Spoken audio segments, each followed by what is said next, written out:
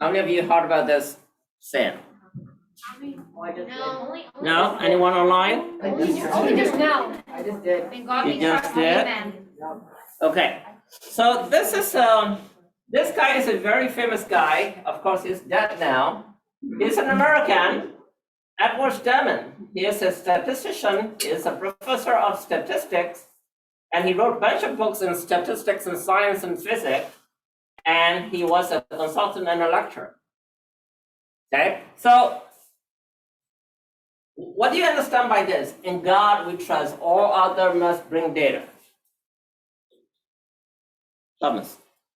We trust God so much that we have to bring data of God to Him.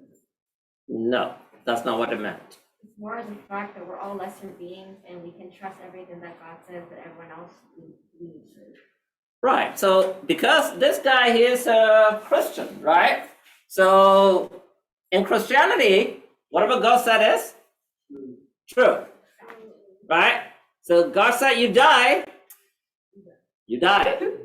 right? God said you go to hell, you better go to hell. God said you go to heaven, you go to heaven, right? That's what Christians believe in. We don't. But what do we mean by that? All other must bring data.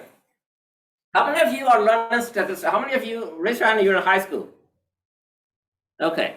How many of you are taking statistics now? Or planning to take statistics? Any one of you know what statistic is? Yeah? What is statistic? It's a stat. Stats. What's that? What's stats? Data. The data. Right? So the data, or some pronounce data. So, especially in today's world, you just can't say, because I say so, or because I think so. Or you can even say, God said so, right? Buddha said so, or my mommy said so, my daddy said so, the monk said so. You can't say that, right? So, what I mean by that is anything you say, you better have data. If not, nobody will. It's not what you say, right? Kevin, read this for me. Without data, you're just another person with an opinion. Without data, you're another person with an opinion. Anybody can have their own opinion, right? Yes. I can say, this is a beautiful girl. Yeah, he's staring at her. Hey, that's my opinion, right? Yes, for her. Nothing's wrong with that, Well, Wife is Yeti's right. depressed now. right? Your wife is right next to you. So,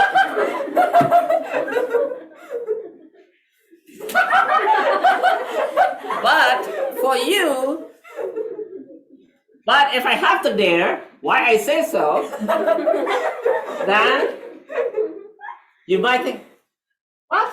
Really? Right? So I may be a total lunatic, but if I come with the big, huge data, you'll think, he might be right. Okay, Right? what about Ted's motorcycle? So, but in science today, in today's world, you must have data. If you don't have data, then it's just an opinion. Now, talking about this, the loving kindness, the metta that we're talking about, can we say because, it is in the Buddhist scriptures. Buddha says so. Can we say that? No, you can't. How sure are you that 2,600 years ago Buddha said it? I don't believe in it. Prove me. Have you ever seen Buddha? Yeah, in the pictures. How are you going to prove that? No, he didn't. No, he actually saw this. Google it right That's my charge. No. Well, those Google documents are also put in by so-called Buddhists. I don't trust them. Right, Kara? You believe in those? No, right? No. Kara doesn't believe in it. I can draw one. You can draw one, but that's your opinion. They go to a There's no monastery. data behind it. Statues. But you're gonna Statues. Show us show us the data. Yeah. That's not your data, that's my data. Right? So for us to, if you go tell someone, let's say you have a bunch of friends at school, right? A lot of those are not Buddhist. They are either Christians or Muslims or they're atheists, right? Or Hinduism. Or Hindus. So now if you go tell them about loving kindness or metta, they're going to ask you, on what basic are you talking about this? How sure are you? Prove me. So what are you going to say? Are you going to show it? Metta kindness. Do you think you will have any proof? Kathleen? No? Not at this moment? Here's what I'll do. I'll intimidate them to believe in them.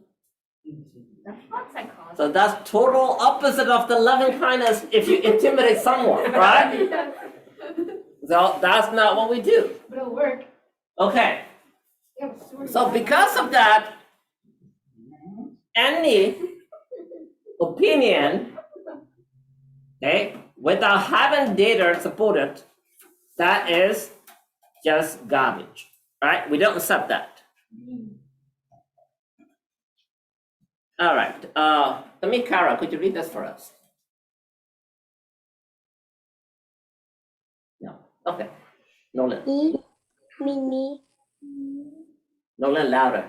Believe nothing, no matter where you read it or who has said it, not even if I have said it, unless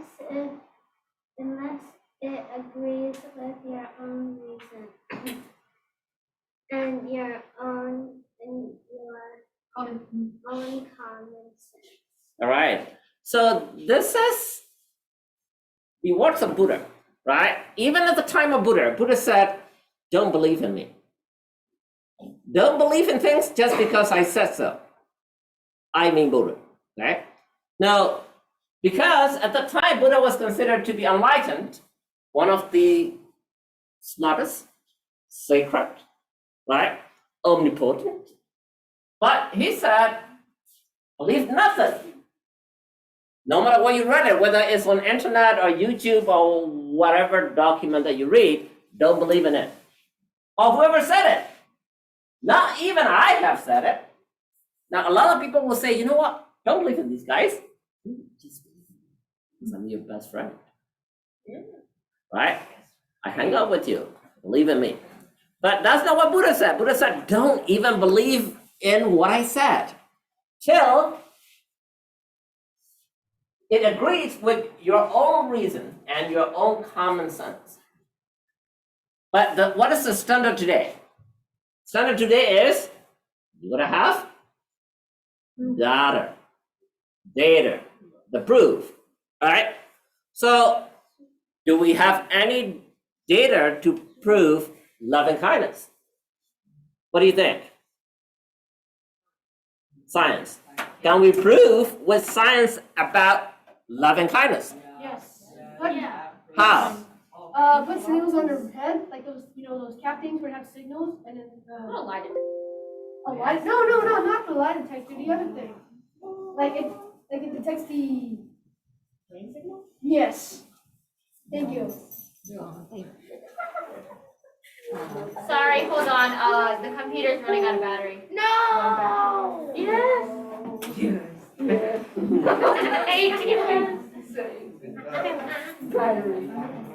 You want me to get the extension cord? Dimmi di Maya.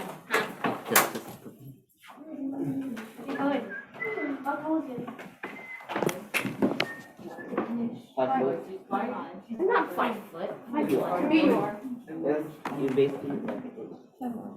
So, how many of you think that we have scientific data to prove loving kindness or metta that Buddha preached 2,600 years ago? Yeah, you think so? How many of you think that, you know what?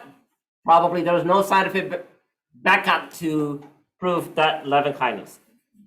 Raise your hand if you say, I don't think there is any real scientific proof.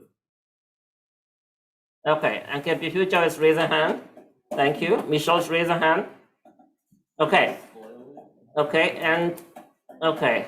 All right, so there are a lot of you who are saying that I don't think there is any real scientific proof. We just can say, you know what? That monk also mentioned that. You can't say that. right? It has to be scientific. Scientific meaning that it's gonna be some research. Okay, so let's look at it. So there are a lot of studies done, and I will show you only a few today for the benefit of time. So one study is done by University of Arizona. Okay, you can actually Google this, Levitinus meditation as a buffer against social stress. What is social stress today? What do you understand by social stress? Anxiety. Anxiety like what? Anxiety. Give me an example. Like you're scared. Like bullies. Talking in front of the huge crowd and you'll be tired, you'll be really, really scared. And if like someone asks, hey, can you read this in front of the crowd and you don't want to, that's stress.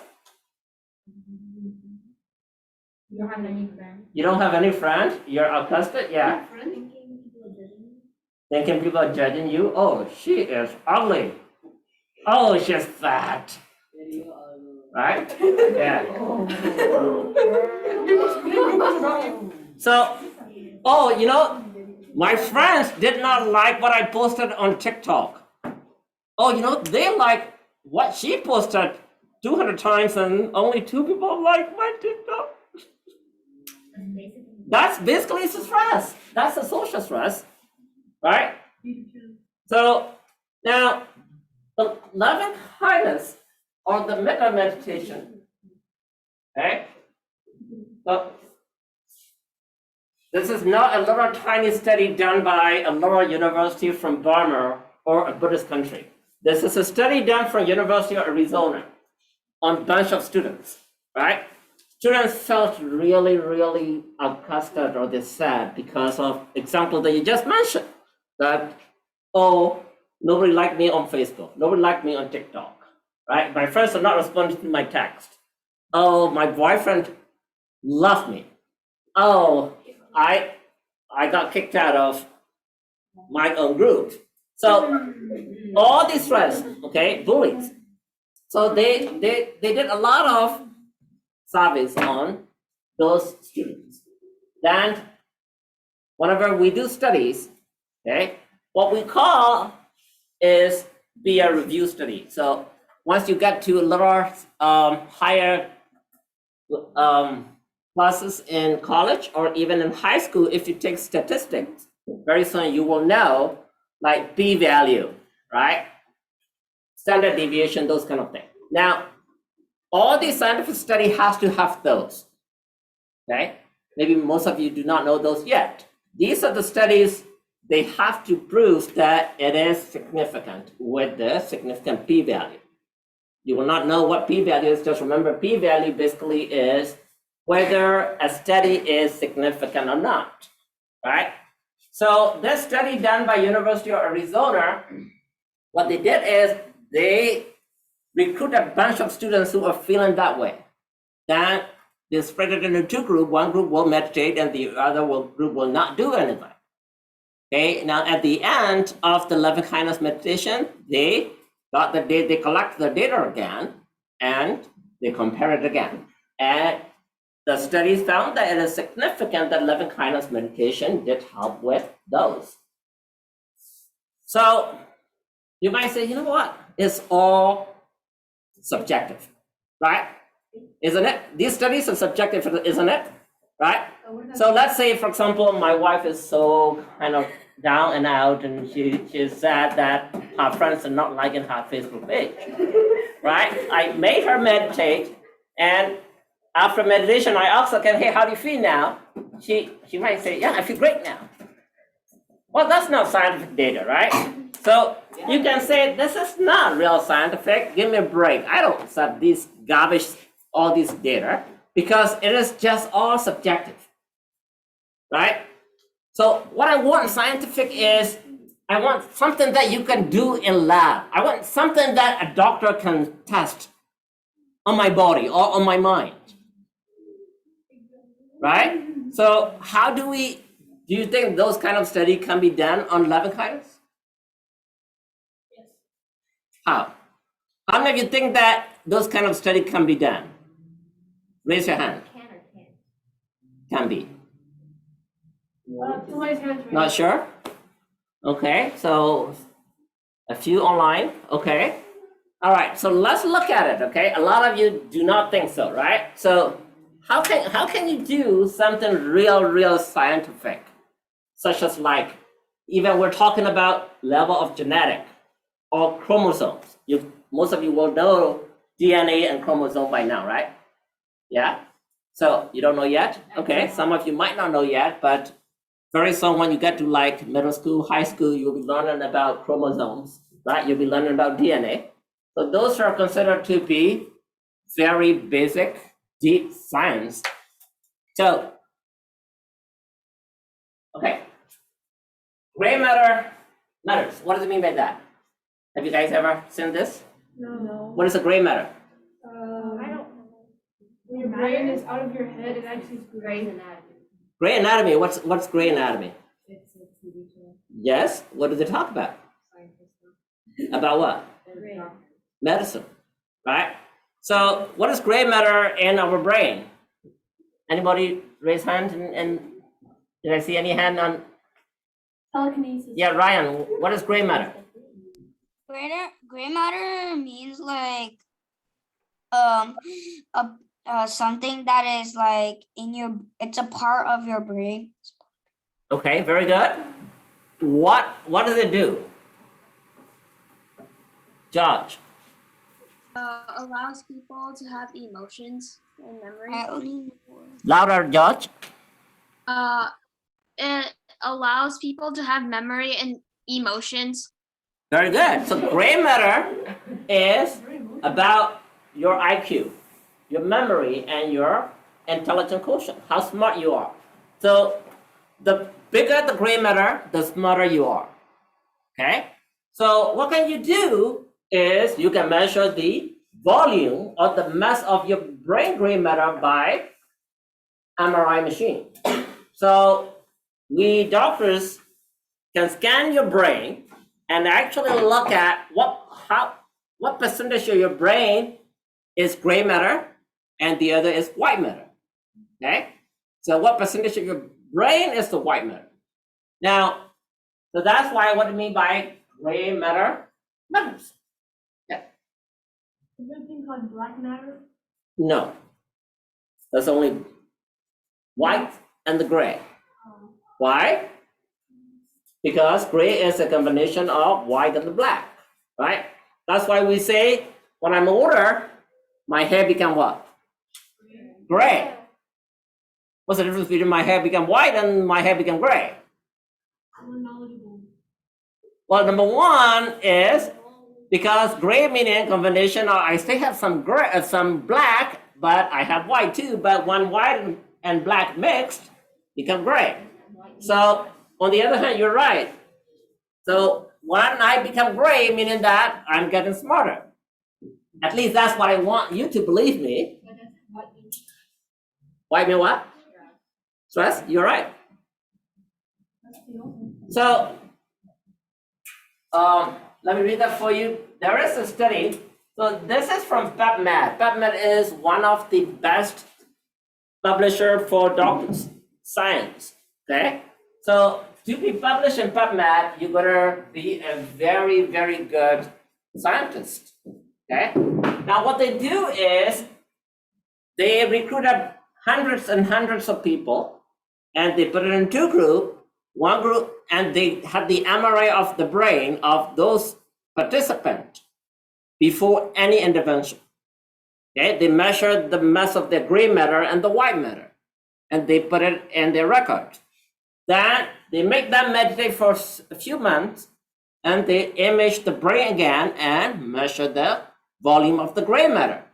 Is it science? Yes. Yes.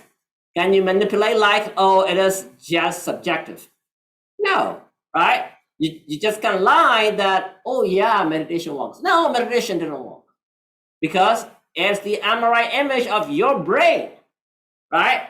So they found that the loving kindness meditation increase your gray matter mass. Is it science? Yes. So if you want to read, you can go to that partner's page and you can read the whole study.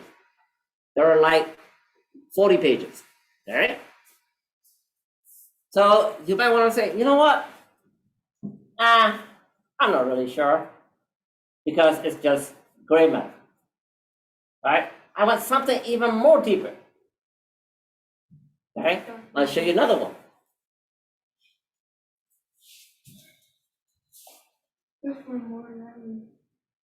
All right.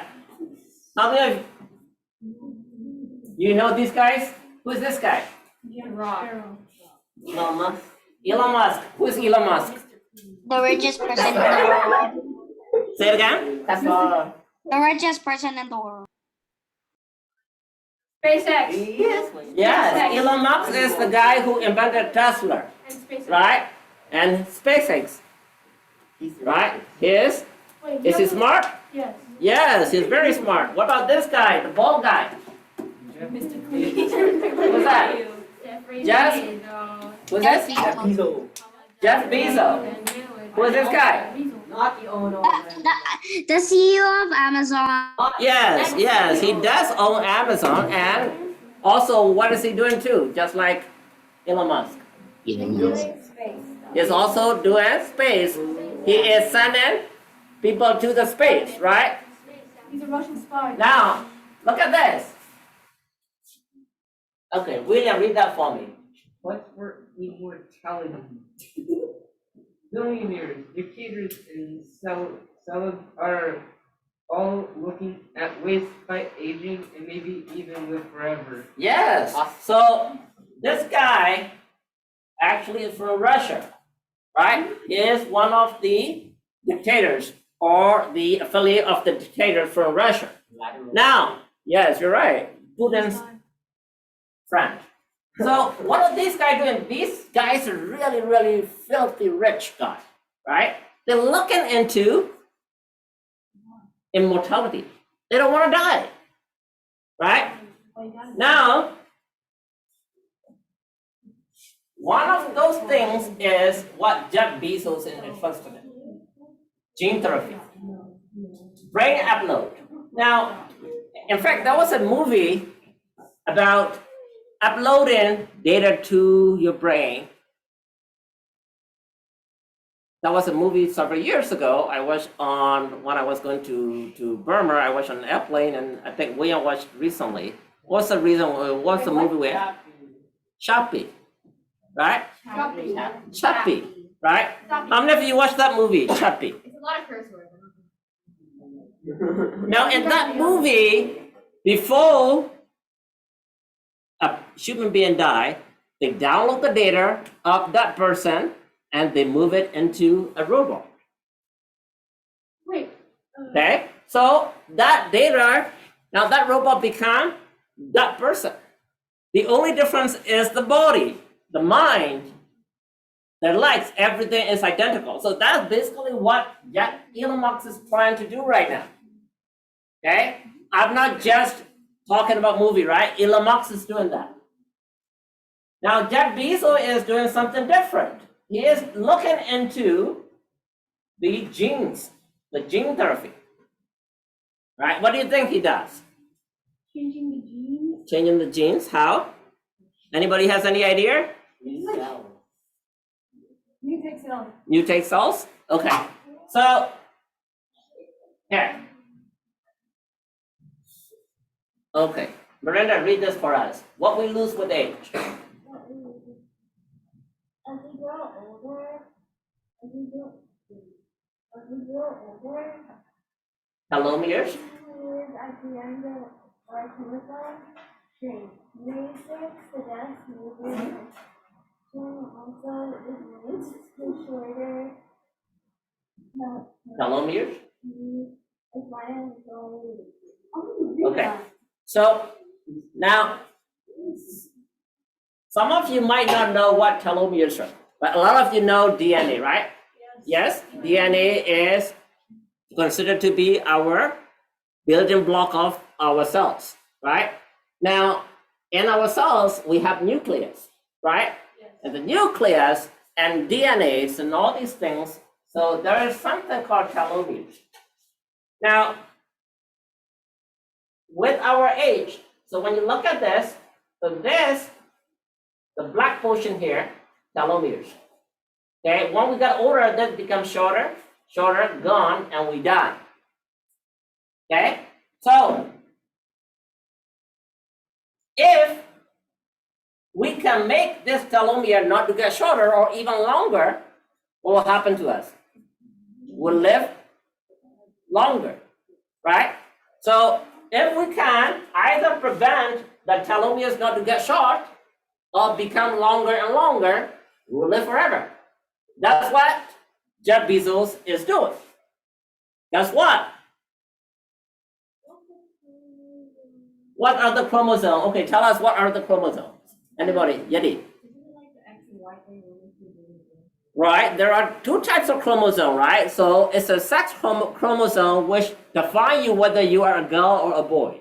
And there are what we call autosomal or non-sex chromosome, which actually carries your identity, right? Who you are, what you like, what you are allergic to, whether you are smart or not, all these things, all those informations are carried on chromosomes. Okay, that part of the chromosome, the end of the chromosomes are telomeres. And they get shorter and shorter with your age. Yes, Thomas. What's that little blob in the middle of the DNA? Yeah, that thing. That is just joined together here. Okay, so you learn the structure of this at school in biology when you get to high school. I'm not going to spend my time, this is not a biology lecture. Right? What I want you to know is here. Ricky, read this.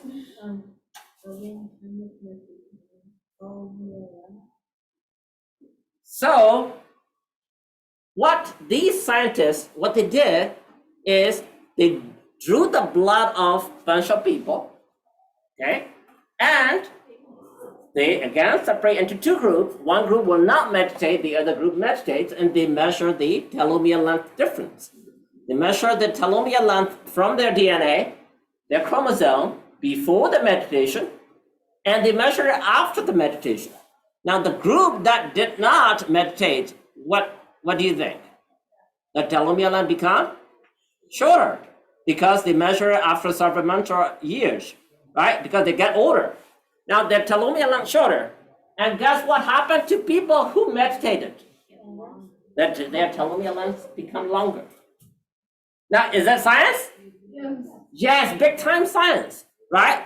We're not talking about, oh, the scripture, the Buddhist scripture says so, or Dr. Lai says so at my temple, right? Oh, my father's a doctor, he says so. You can't do that. But this data is the data done in the science lab on the DNA, on the chromosome. Yes, Dad. Bezos died at 80 years old. Right? You know why? Yeah, I know why. Okay. All right. So now, loving kindness meditation practice associated with longer telomeres in women. So they actually somehow did that in women. I don't know why they didn't do that in men. So they measured the telomere length in women after meditation. Okay. So now, hopefully, by now you're convinced that the benefit of loving kindness meditation can be proven by science. So if someone asks you that Buddha loving kindness meditation is bogus, do you think you have the data to prove? Yes. Big time, right? So in fact, we're actually ahead of the science. A lot of people will not even know what the telomere is, whether the telomere length is longer or shorter when you get old age. Now you guys do. You guys know about this, right? Then you guys can tell them. If you don't believe what I'm saying, you just go find it out yourself, okay? So I'm going to stop here tonight. So the take-home message is, you as a Buddhist, you're going to be very proud, very comfortable saying that loving kindness is not just so-so words coming from Buddha. Loving kindness is not about a faith, a blind faith based on your tradition.